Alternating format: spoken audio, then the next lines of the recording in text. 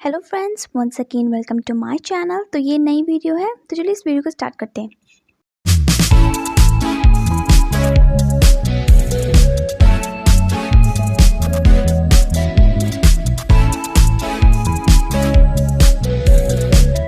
Starting में जब Chanmo उठता है तो वो यूमिंगुई को देखता है कि वो बर्तन साफ कर रही है और वो उसको देखकर बोलता है कि तुम क्या हमेशा अपने बर्तन खुद ही धोती हो। तो वो बोलती है कि हाँ, मैं तो हमेशा अपने बर्तन खुद ही धोती हूँ, तो चलो तुम फ्रेश होकर खाना खाने बैठ जाओ। वो दोनों के दोनों खाना खाने बैठते हैं।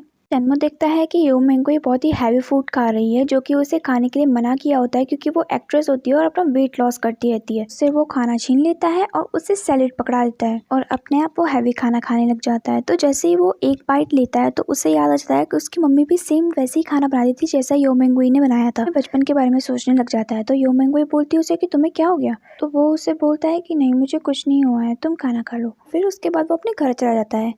फिर उसके बाद नेक्स्ट डे जब वो शूटिंग के लिए जा रहे होते हैं, यूमिंगुई उन्हें गाड़ी रोकने के लिए बोलती है और बोलती है कि हम इसी रास्ते से जाएंगे। तो फिर चैनमो और उसका ड्राइवर बोलता है कि ये रास्ता बहुत डेंजरस हो सकता है क्योंकि यहाँ पर बहुत सारे तुम्हारे हेटर्स और तुम्हारे फैंस भी होंगे। वो बोलती है कि मुझे किससे भी फर्क नहीं पड़ता, मुझे इसी रास्ते से जाना है। तो वो बोलते हैं ओके चलो ठीक है, फिर हम इसी रास्ते से चलते हैं। एक्चुअली में उसे अंदर ही अंदर से डर तो लगता है आफ्टर ऑल इंसिडेंट्स जो हुए रहते हैं उसके साथ, बहुत ही बैड इंसिडेंट्स। बट फिर भी वो बोलती है कि नहीं, हमें इसी रास्ते से जाना है क्योंकि उसे दिखाना था कि यूमिंगुई बहुत ही ज़्यादा स्ट्रॉन्ग है, इसीलिए। उसके बाद वो अपनी गाड़ी से उतरती है और जैसे ही वो गाड़ी से उतरकर थोड़ी सी ही दूर पर चलकर आती है, वहाँ पर एक लड़की उस पर कैन फेंक देती है। उसके बाद वो पीछे मुड़ती है और उसी लड़की के सामने जाती है जिस लड़की ने उस पर कैन फेंकी थी। सबकी सब लड़कियां उसकी वीडियो बना रही थी ताकि सबके सब उसको बहुत ही ज्यादा हेट करें, उसका बहुत ज्यादा मजाक बन जाए। यूमिंगुई को तो दिखाना ही था कि वो कितनी स्ट्रांग है, तो इसलिए वो पीछे मुड़कर दोबारा उनके पास जाती है और उनकी ही वीडियो बनाना शुरू कर देती है। फिर वो बोलती है कि तुम इस कैमरे से क्यों अपना मुंह छुपा रही हो। इसीलिए क्योंकि तुम्हारे दोस्त, तुम्हारे जानने पहचानने वाले तुम्हें देखेंगे कि तुम क्या काम कर रही हो। फिर वो बोलती है कि तुम तो हमेशा ही ऑनलाइन लोगों को इंसल्ट करते हो, तो आज सेम मैं भी तुम्हारे साथ वैसा ही करूंगी। और फिर वो ऐसा कहकर वहां से चली जाती है। मॉर्निंग यूमिंगुई अपना पार्सल लेने के लिए जाती है तो चैनमो भी उसका चुप चुप कर पीछा कर रहा होता है। फिर वो उसके बाद पार्सल लेकर जब बाहर आती है, को ऐसा लग रहा होता है कि उसका कोई पीछा कर रहा है। उसको शक हो जाता है कि वो चैनमो ही है। वो चैनमो को कॉल करती है, तो चैनमो कॉल उठाता है। तो वो चैनमो को बोलती है कि तुम अभी कहाँ हो। तो वो बोलता है मैं कहाँ हूँ, मैं अभी सो रहा हूँ। वो उसको बोलता है कि तुम कहाँ हो अभी। वो बोलती है कि मैं तो वेट लॉस कर रही हूँ ना, तो अभी जॉगिंग करने के लिए आ रखी हूँ। दोनों के दोनों बात कर ही रहे होते हैं, तब तक वहाँ पे से एक गाड़ी आती है जिस गाड़ी से कुछ आवाज़ आती है। तो चैनमो बोलता है कि ये आवाज़ कैसी थी। बोलती है कौन सी आवाज़, मैंने तो नहीं सुनी। गाड़ी अभी यूमिंगुई के सामने से जा रही होती है, तो वो चैनमो के सामने से भी जा ही रही होती है। तो चैनमो अपना कॉल काट देता है ताकि यूमिंगुई को उस गाड़ी की आवाज़ ना सुनाई दे। जब वो गाड़ी चली जाती है तो वो उसे दोबारा कॉल करता है। वो बोलता है कि तुमने कॉल क्यों काटा। तो वो बोलती है कि मैंने तो नहीं कॉल काटा। तो वो बोलते हैं शायद नेटवर्क प्रॉब्लम होगा। तो ऐसा ही कहकर वो दोनों के दोनों अपनी कॉन्वर्सेशन खत्म कर देते हैं। वो पार्सल लेकर अपने घर चली जाती है। तो जब वो घर जा रही होती है तो वो वहाँ पर जो उसने बिल लिया था उसको फाड़ कर वो डस्टबिन में डाल देती है। तो चैनमो उस बिल को देखता है। फिर उसके बाद शोंगशी को उसके घर से कॉल आया रहता है, तो वो देखता नहीं है, पहले उठाता नहीं है। फिर उसके बाद जब उसका मैनेजर बोलता है कि तुम्हें कॉल आ रहा है तुम्हारे घर से, तो तुम उठा लो, क्या पता इंपॉर्टेंट काम हो। उसके बाद वो कॉल उठा लेता है और उसको उसके घर वाले उसके घर पे बुलाते हैं। घर पे कुछ इवेंट चल रहा होता है, उसको बिल्कुल भी पसंद नहीं रहता वो इवेंट। तो वो अलग से अपने कमरे में जाकर बैठ जाता है, म्यूजिक सुनने लग जाता है। थोड़ी देर बाद जब मेहमान चले जाते हैं तो उसकी मम्मी उससे बाहर बुलाती है।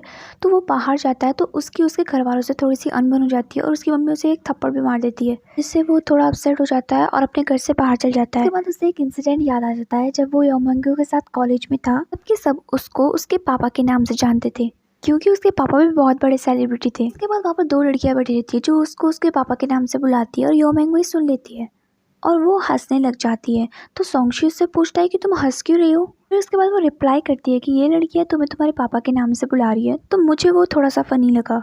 फिर उसके बाद वो बोलती है by the way I am Yumingui and I am myself. Basically वो सोंगशी को टॉन्ट कस रही होती है। सोंगशी उसे कॉल कर पूछता है कि क्या तुम फ्री हो। बोलती है कि हाँ मैं फ्री हूँ। तो वो बोलता है कि क्या तुम मुझसे मिलने आ सकती हो। तो वो उसे मिलने चली जाती है। वो मिलने के लिए हाँ कह देती है। तो चैनमो से डांटता है, वो बोलता है कि तुम्हें सुबह शूटिंग के लिए लेट हो जाएगा, इसलिए तुम मत जाओ। वो बोलती है कि तुम इस बात को मत भूलो कि तुम्हारी बॉस मैं हूँ और मेरा जो मन करेगा मैं वो करूँगी। उसके बाद वो उसे मिलने चली जाती है और जब वो उसके साथ बैठी रहती है तो वो उसको वो देखकर बोलती है कि क्या तुम उदास हो। वो बोलता है कि हाँ मैं थोड़ा उदास हूँ, और वो बोलता है कि फैमिली इशू। तो फिर उसके बाद वो दोनों के दोनों बात करते ही रहते हैं। तो वो काफ़ी अच्छा टाइम साथ में बिताते हैं। तो उसके बाद सोंगशी उसे थैंक यू बोलता है कि तुम मेरे कहने पर यहाँ आ गई और मुझे बहुत ही अच्छा लगा तुमसे मिलकर। और ऐसे ही कहते कहते वो उसे गले मिलता है। फिर उसके बाद वो दोनों के दोनों वहाँ से चले जाते हैं। तो नेक्स्ट डे वो उसे पार्टी में इनवाइट करता है और वो बोलती है कि ठीक है मैं पार्टी में आ जाऊँगी। और फिर वो उसके बाद पार्टी में चली जाती है। फिर जब वो दोनों के दोनों पार्टी में जा रहे होते तो वहाँ पे उन्हें एक लड़की दिखती है। वो बेसिकली वो यो मैंगुई की दोस्त होती है। शमू तो उसे नहीं जानती थी। वो उससे ऐसे ही हाय हेलो कहती है। वो वहाँ पर देखती है कि शीशी वहाँ पर अकेली बैठी रहती है जो कि ड्रिंक कर रही होती है। वो शोंगची और उस लड़की से बोलती है कि वहाँ पे शीशी अकेली बैठी है तो मुझे उसके साथ जाना पड़ेगा, और वो उसके सामने जाके उसके साथ बैठ जाती है। फिर उसके बाद वो उससे बात कर ही रही होती है कि थोड़ी ही देर में वहाँ पर शीशी का बॉयफ्रेंड आ जाता है और शीशी वहाँ से उठकर चली जाती है। तो उसका बॉयफ्रेंड भी उसके पीछे पीछे चला जाता है। वो वहाँ पर शीशी को मनाने की कोशिश करता है लेकिन शीशी उसकी एक बात भी नहीं सुनती है। फिर उसके बाद यो मिंगुई वहाँ पे अकेली रहती है तो वो लड़की दोबारा आ जाती है और वो उसे बोलती है कि यो मिंगुई तुम यहाँ पे डरो मत, क्योंकि यहाँ पे कोई भी मीडिया वाला नहीं होगा, ये बहुत ही सेफ जगह है, तो तुम अगर यहाँ पे कहीं पे भी घूम सकती हो आराम से। तो वो यो मिंगुई से ठीक है बोलती है और थैंक यू बोलकर वहाँ से चली जाती है। और वो लड़की सोचने लग जाती है कि यो मिंगुई ने मुझे थैंक यू बोला, ये कब से इतनी पोलाइट हो गई, क्योंकि वो बहुत ज़्यादा रूड थी। वो कभी किसी को थैंक यू भी नहीं बोलती थी ना सॉरी बोलती थी। फिर उसके बाद वो घूम ही रही होती है तो वो वहाँ पर चली जाती है जहाँ पर कि शोंगची रहता है, और वो किसी से बात कर रहा होता है और उससे ऐसा बोल रहा होता है कि यो मिंगुई और उसके बीच में ऐसा कुछ भी नहीं है, वो सिर्फ एक फिल्म के लिए दोनों के दोनों साथ में काम कर रहे हैं और उससे ज़्यादा कुछ नहीं। बट एक्चुअली में शोंगची यो मिंगुई को बहुत ज़्यादा पसंद करता था कॉलेज ही टाइम से, लेकिन उसने उसे कभी बताया नहीं। तो यो मिंगुई यानी शमू वहाँ पे खड़ी होकर सारी बातें सुन रही होती है और उसे बहुत बुरा लगता है क्योंकि वो तो उसे पसंद करती थी। तो फिर वो उसके बाद वहाँ से भागकर चली जाती है और सोंगशी उसे बहुत बार कॉल भी करता है लेकिन वो उसका कॉल रिसीव नहीं करती है। और इधर चैनमो को पता होता है कि योंग मेंगुई सोंगशी के साथ पार्टी में जा रखी है, तो वो यो मेंगुई के बारे में सोच रहा होता है। तो फिर उसके बाद वो बोलता है कि मैं यो मेंगुई के बारे में क्यों सोचूं, मुझे उससे क्या लेना देना। और दूसरी तरफ यो मिंगुई शीशी के साथ बैठकर बहुत ही ज़्यादा ड्रिंक करने लग जाती है और दोनों ने ही काफ़ी ज़्यादा ड्रिंक कर लिया होता है। फिर उसके बाद चैनमो को एक कॉल आता है और चैनमो सुनता है कि यो मिंगुई ने बहुत ज़्यादा ड्रिंक कर लिया है, तो वो भाग भाग कर उसकी हेल्प करने के लिए चला जाता है। दूसरी तरफ शोंगशी भी बहुत ज़्यादा परेशान होता रहता है कि इसने इतना सारा ड्रिंक कर लिया। तभी वहाँ पर चैनमो भी आता है और यो मिंगुई को देखने लग जाता है कि वो कहाँ पर है। फिर उसके थोड़ी देर बाद उसको यो मिंगुई दिख जाती है तो वो उसके सामने जाता है और वो शीशी से पूछता है कि शोंगशी कहाँ है। तो शीशी बोलती है कि मुझे नहीं पता। तो वो थोड़ी देर बाद देखता है कि शोंगशी भी वहाँ पर बैठा रहता है 3-4 लड़कियों के साथ। तो उसे बहुत ज़्यादा गुस्सा आता है, वो उसे मारने जाने वाला रहता है, तब तक यो मिंगुई इसका हाथ पकड़ लेती है। फिर उसके बाद वो यो मिंगुई को लेकर कार में बैठ जाता है और उसको सेफली उसके घर पर ड्रॉप कर देता है। फिर उसके बाद नेक्स्ट डे जब नेक्स्ट मॉर्निंग वो शूटिंग में जाते हैं तो शोंगशी उन दोनों को गुड मॉर्निंग बोलता है। तो जो शीशी होती है वो तो उसे वापस गुड मॉर्निंग बोल देती है, लेकिन यो मिंगुई सिर्फ मॉर्निंग कहकर वहाँ से चली जाती है। तो शोंगची को लग जाता है कि हाँ ये मेरे से गुस्सा हो रखी है। फिर शीशी यो मिंगुई से पूछती है कि क्या तुम शोंगची को पसंद करती हो। तो फिर यो मिंगुई बोलती है कि नहीं, मैं शोंगची को बिल्कुल भी पसंद नहीं करती हूँ। उसके बाद टाइम हो जाता है शूट का, तो वो दोनों को दोनों शूट कर रहे होते हैं। तो जो कल रात को हुआ था उसकी वजह से यो मिंगुई ठीक से शूटिंग पे ध्यान नहीं दे पा रही होती है। फिर उसके बाद वो चैनमो की तरफ देखती है और उसको उसकी कही हुई बात याद आती है कि कभी भी दूसरों की मत सुनना, अपने दिल की सुनना, तुम्हारा दिल कहता है वो ही करना। तो वो उसको याद आता है कि उसने कहा था कि उसको एक बहुत ही फेमस एक्ट्रेस बनना है। तो वो सब कुछ भूल बार कर ठीक से शूटिंग पर ध्यान देती है और काफ़ी अच्छे से परफॉर्म भी करती है। फिर उसके बाद शूटिंग ख़त्म होने के बाद चैनमो उसको देखकर समझ जाता है कि उसका मूड अच्छा है नहीं। तो उसके बाद वो उसे बोलता है कि आज तुम्हारे लिए कुछ स्पेशल लेके आया हूँ।